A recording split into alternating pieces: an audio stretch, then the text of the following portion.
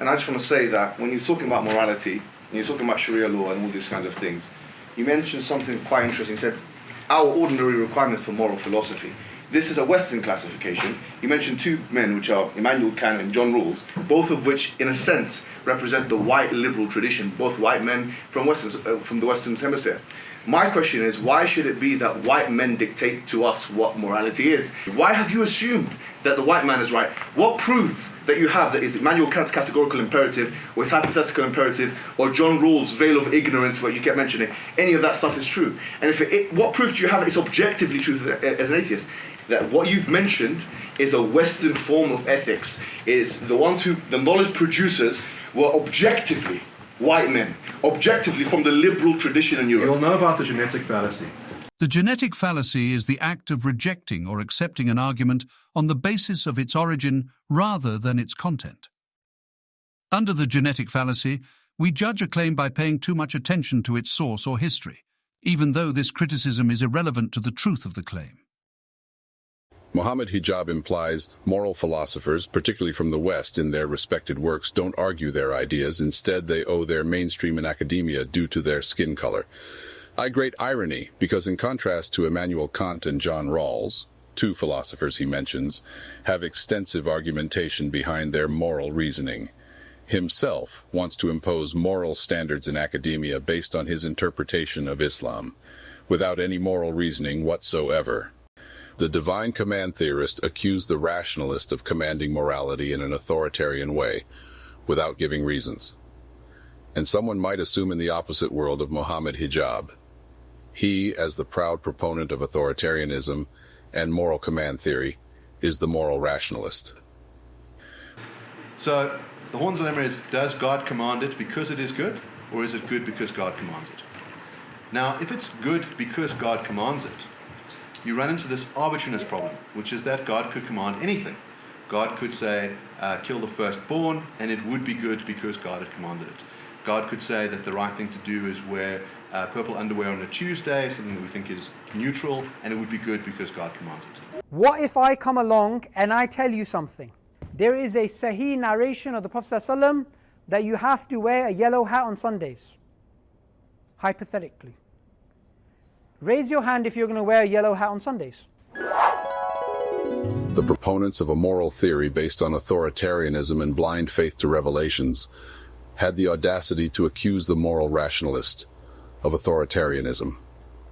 Did Mohammed Hijab's interlocutor at any point in his presentation used any argument of authority, yet alone implying race superiority? No, he didn't. He presented rational argumentation. You said our moral philosophy, you've included me in your morality. I'm asking you to prove your morality before you say our morality. I don't subscribe to your morality. Answer me, why is the veil of ignorance of John Rawls or the consequentialist moralities of any of the liberal thinkers or the veil of ignorance or the deontological ethics of Kant is true? I'll get to it. You're going to have to stop interrupting me. Okay. And, so just to add to you, so it enhances your discourse, you also mentioned rights. Yes. If you don't mind, I'm assuming you're advocating a liberal conception of rights, like the Universal Declaration of Human Rights?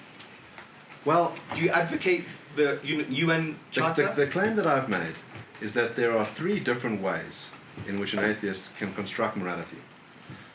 I understood that. I just want to know specific, because you mentioned rights twice. Yeah. And it's very important to unpack these. The ontological account can get you rights, and a consequentialist account can also get you rights. So yes, but from the perspective of law, of legal and moral reasoning, and what your views are, so I understand how to deal with you and your beliefs in a positive way. What conception of rights do you advocate? Is it the conception of rights that is known as the Universal Declaration of Human Rights? Hamzat Zortzi's having no sense of irony. Again will imply the Universal Declaration of Human Rights, a document based on moral reasoning and basic human moral intuition as authoritarian. Someone might again assume that Hamza thinks he's blind faith and authoritarianism are moral reasoning. So it could be that a sound, rational argument, philosophical argument, whatever, can uncloud your innate disposition to awaken the truth within. Or it could be something else. Or it could be a combination of things. So when you ask me, it needs to be demonstrated, well, I need to find out who you are. Because I don't know where your cloud is. Maybe you need a rational argument. Maybe you need a good hug. Maybe you need some love. Maybe you need some really strong Quranic verses to wake you up, because the reason for your disbelief is arrogance, right? Because the reason for your disbelief is arrogance, right? With the quote, You need a good hug because the reason for your disbelief is arrogance. Hamza reveals his fascistic disregard of alternative moral theories as well as blind faith. Yet he implies the UN Charter of Human Rights, a document specifically meant to counter authoritarianism and famous for its universality when it comes to moral reasoning and intuition, is authoritarian. What I wanted to say was that has a liberal individualist assumption, which many people don't have to agree. And that's why when you come to the table with these universals, it does come across in some way that there's a sign of maybe superiority complex. Yes, If an individual in a gentleman manner makes a polite presentation of his argument without a hint of implying authority because of race, comes across as superiority complex, then someone might assume in the opposite world of Hamza Tsortzis, the above statement doesn't entail superiority. You need some really strong Quranic verses to wake you up, because the reason for your disbelief is arrogance, right? Because the reason for your disbelief is arrogance, right?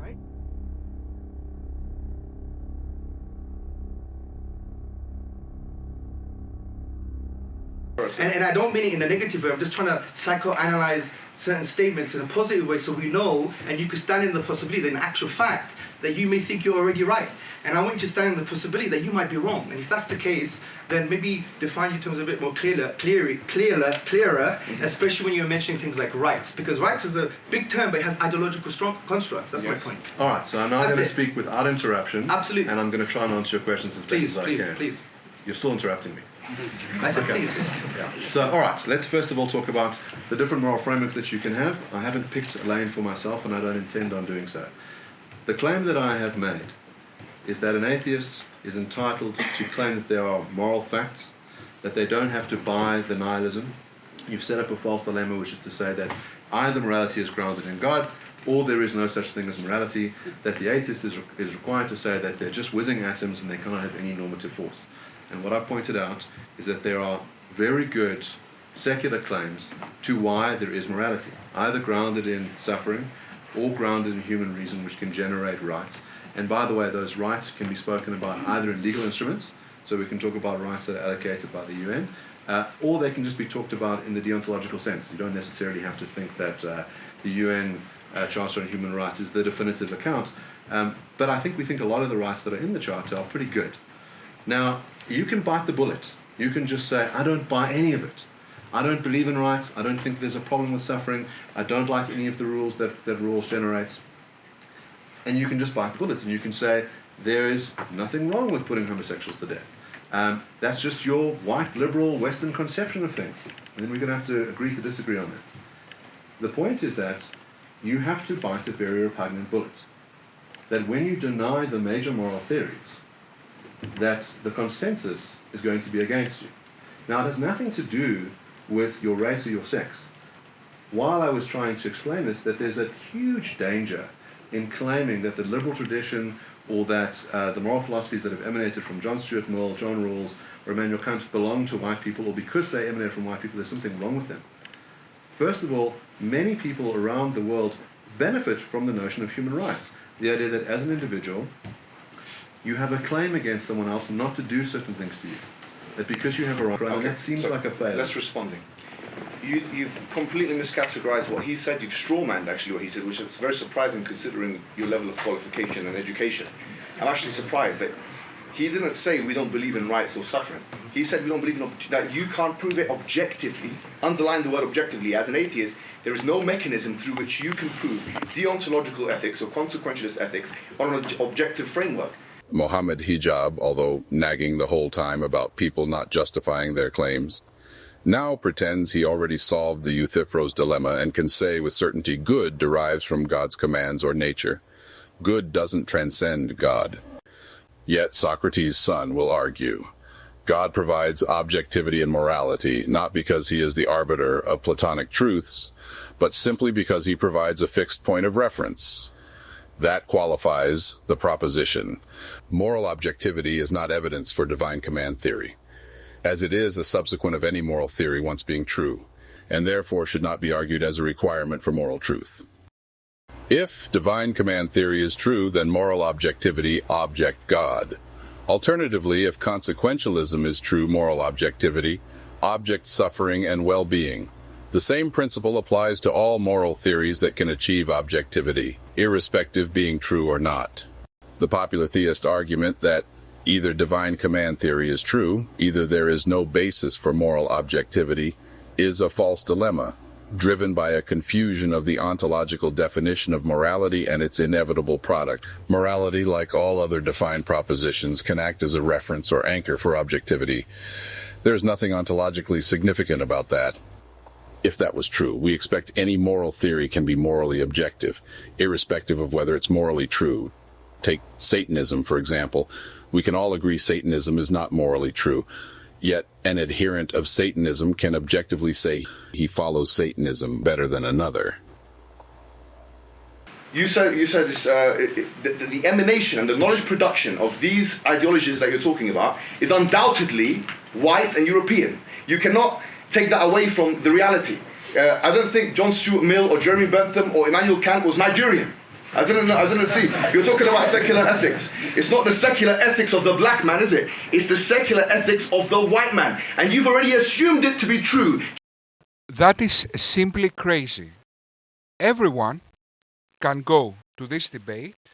I will have the link in the description and see the presentation of the gentleman, of the atheist gentleman Mohammed is now accusing. Nowhere he assumed anything of being true, yet alone implied authoritarianism or implied white supremacy. That's absolute nonsense. The atheist gentleman, as everyone, every Muslim, can just go back a couple of minutes and see his presentation, will understand that he made arguments. Not only that, he addressed the arguments of Hamza Georges. I mean, that is amazing to me. So the atheist took the argument of Hamza Georges, divine command theory, and said his opinion about this argument. And Mohammed Hijab somehow is accusing him of inserting authoritarianism, white supremacy. That is absolute nonsense.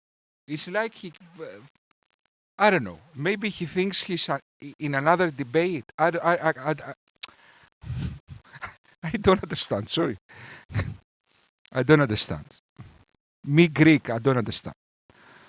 Just like many of probably the people before in this country, white men assumed that apartheid was true. Then they had to, the suffering, by the way, that Mandela and others had to undergo, the suffering that, which is good suffering, by the way, because not all suffering is bad. You said suffering is bad. What about the suffering that Mandela and the others, the anti-apartheid activists had to go through? Was that good suffering or bad suffering? It was good suffering, because then people realize that it's, it's equality in race and things like that. So this is what you're doing here, is you're being morally sanctimonious.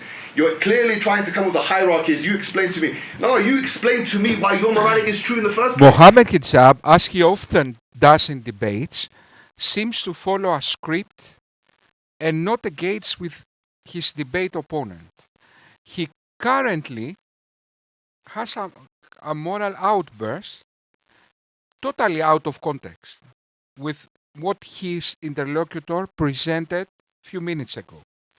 It's difficult to be reminded when watching Mohammed Hijab shouting against his imaginary opponents that at no point in this debate his actual opponents even gave a hint of the things they are being shouted for. Namely, arguments from authority and superiority complex. Mohammed Hijab apparently practiced his debate in his mind at home, and when the time for the actual debate came, he cannot separate reality with his anticipation. Imagine me being at home, okay, and I'm thinking, oh, when I go to the debate, I'm sure the others will say this, and I will answer. And he practiced these scenarios in his head, and when the actual debate came, he started arguing his imaginary friends, his imaginary opponent. You know, like little girls. Have you seen the little girls that play tea time? That they are sitting around at a small table with dolls, little girls, and they are speaking to the dolls. That is Mohammed Hijab. Mohammed Hijab, after the debate, will go and have a tea party with his dolls. Are you serious, my friend? What are you talking about, my friend? What are you talking about? Can you explain, please, what you are talking about? Guys, when I started this debate, because I don't have time to see all the debate, you know, I go directly to Mohammed Hijab. And I was hearing this outburst. And I said, wow, what the atheist said. The atheist must be a Nazi. This is what I thought. Popo, the atheist might be Goebbels. I thought Goebbels was debating Mohammed. I thought that Goebbels, I don't know, he came back to life and was debating Mohammed. And then I went back to see this outrage, and I saw a gentleman making arguments. Politely. Arguments. Never inserted anything, never talk about authoritarianism. He didn't even say the names Mohammed is accusing him of saying. He just said a theory that reminded a theory some liberal philosophers said to Mohammed Hijab. And Mohammed Hijab accused him, why are you mentioning Immanuel Kant? He didn't even mention Immanuel Kant. What are you talking about, my friend? What are you talking about? I believe, yes, homosexuality is prohibited in Islam. It's wrong. Yes, I believe you're going to go to the hellfire if you don't believe in Allah. Yes, I believe that there's heaven. Yes, I believe in the day of judgment. These are things I believe in. Tell me why that's wrong. Tell me why that makes Islam to be true. What creedal disproving implications does that have? As a philosopher, where is your objective morality? Where is your objective reasoning? You shameless buffoon. You don't understand that right now you are doing what you accuse the other person of doing. Can you not understand that? You say, I believe in atheists going to hell, and I believe death for apostasy, you said, or something like that. Okay, so why you believe that? You just insert things. So Mohammed, in contradiction to you, that just insert things, and you say, I believe them. So what can we do? The atheist, in fact, gave reasons in contradiction to you. So, Mohammed Hijab, focus for a moment. I know that you have IQ radikyu. Radiki is a vegetable in Greek. We know that you have IQ radikyu, but you just say, my friend, that you believe stuff without justification. I just believe them. I believe and terrible stuff. Not you don't believe that you like vanilla ice cream.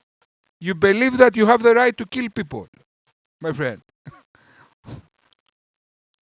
You believe that you have the right to kill people. And what is your justification? Nothing. I just believe them.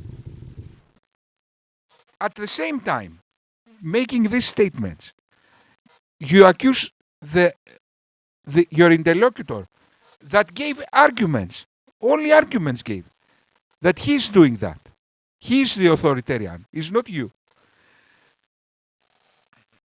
So you are the proponent of divine command theory.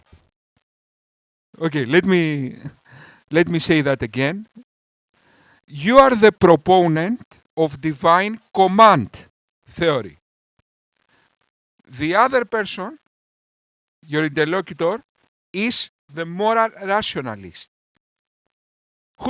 And you accuse him of being the command, the authoritarianist. Okay, please continue. Where are the arguments? Where is the empiricism? Where is the calculations? Where is the proof? Where is the evidence?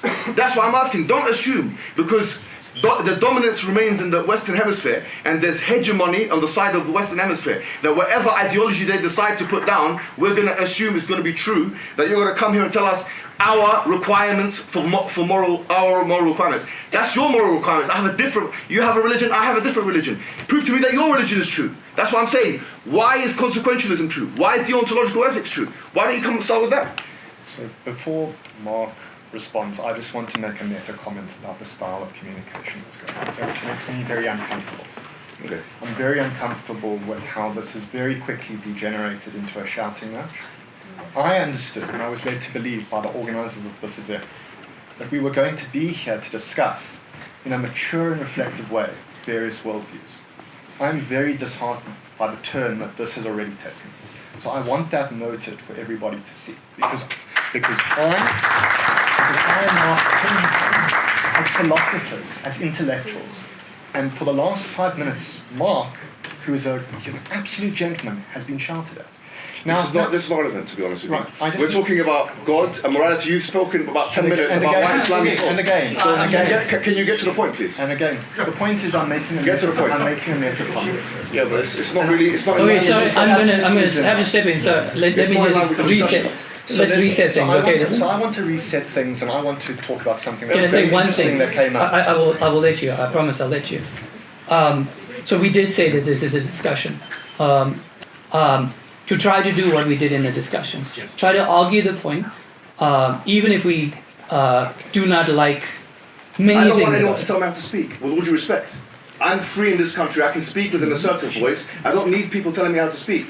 I've not been told that I cannot speak in an assertive voice. A discussion doesn't exclude that. With all due respect, I don't want to be told off. This is a 25-minute segment. And we're I'm not telling you off. Yeah, no, he was for 2 minutes. That is a runaway tactic. He knows that he's got nothing to say about this issue.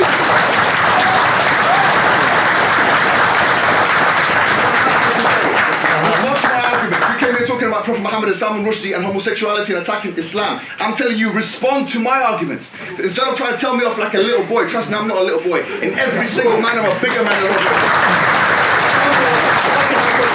why is it that your one is objectively true? Go and answer the question, please. You have to write it down. So Mohammed doesn't accept skepticism altogether. He's a dogmatist. He demands from his interlocutor to provide him with authority credentials that Trump allows authority. That is what he demands. That is the ontological moral theory of ISIS. In case you don't understand. So, get rid of moral reasoning and intuition altogether, empathy and so on, and just follow a book. That is what Mohammed Hijab proposes. The problem with that, Mohammed, is that this leads to evil in this world, like we saw with ISIS, because true morality is not deontological.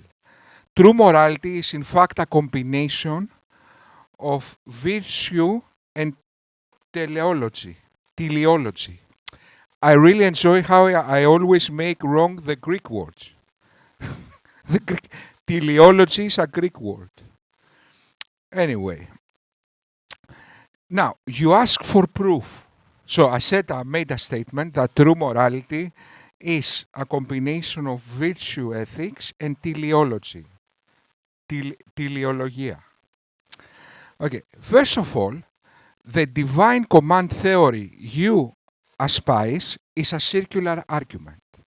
How you know a lie is true when by definition he defines truth. How you know you are not worshipping the devil as we speak. When whatever he says by definition is you perceive as good. But how we separate the devil from God? With morality. Yes, but you accept everything he says as good. So how you know he's not the devil and he's God? So the position you take is a circular argument. It's incoherent. First of all, that's one. Now, I have many ways to prove true morality. Now I don't have time. So I'll give you a very simple way. What was that? Let me think. Let me think for a moment. Okay, because it's late. Sorry, but I'm working now and it's... So let me give you a very simple reason. Okay, let's say humanity the Dawa is successful and we all accept your type of morality. It makes no difference, my friend, because humanity will simply find another word to communicate true morality. Okay, nobody will understand. Humans don't define morality being Sharia. Humans recognize morality with suffering. Okay, so if we all accept that morality is Sharia, then just by necessity, humans will have to invent another word, let's say mardox, to describe true morality that is related to suffering. So they will see a kid suffers, and another kid, another person abusing a kid, and they want to describe that. They will feel that this is immoral, and they will want to describe that. And they will invent another word. If morality is Sharia, they will invent another word to describe true morality. So words doesn't play any role. Okay, even if you change the word, the meaning remains. The Platonic sense, the ontological sense of morality is there, and is certainly not Sharia, my friend. For that simple reason. So morality is what we humans understand with the word morality. Words are just ways of communication of meanings. So even if you convince all the world that your meaning is morality, the world simply will find another word to describe true morality, my friend. Because Sharia is not true morality. Nobody recognizes morality as Sharia. So what you are doing, in fact, is you're mentally masturbating now. It's like we have jealousy, and you insist jealousy is two chickens fighting. Nobody understands jealousy meaning two chickens fighting. But you insist, no, jealousy is two chickens fighting. At the end, you will win the argument, and you will rename two chickens fighting as jealousy. So what? The true meaning of jealousy, we will just invent another word. So meanings remain, my friend. And nobody... So the moral weight of morality is because of suffering and well-being. So your morality, which is Sharia, will be irrelevant to humans. Nobody will give... You will say, why you don't care about Sharia? And nobody will care.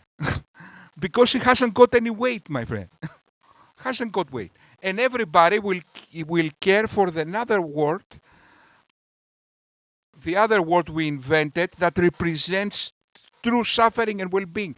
People care about suffering and well-being. They don't care what your imaginary friend says in a book. That is a difference, my friend. Okay, so that is the main reason why. Now, what I did is I proved, in a sense, that your endeavor is mental masturbation. You are not doing anything. Okay, so thank you very much, guys. I know this video took forever, but it's worth it, I think. Thank you very much.